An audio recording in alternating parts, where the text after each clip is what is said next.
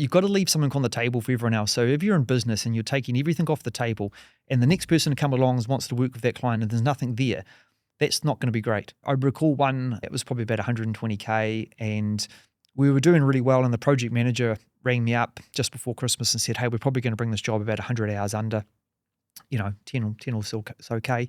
I said, ring up the client and say, hey, look, we're doing really well. Just to let you know, we're doing really well on the job and we might be able to give some credit back on ours.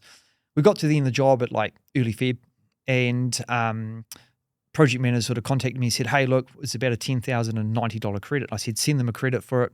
We won't charge them. Darren's sort of like losing his hair because he's like, why would you do that? And I said, just, it's just the right thing to do. Within 60 minutes, that client, the owner had rang me up. Not the project manager from the client. The owner rang me and said, hey, Tristan, shit, this is unbelievable. And I said, that's just relationships, and I think this year they'll probably spend another 700K with us, so you've got to have relationships and you've got to be honest, as absolutely honest as you can.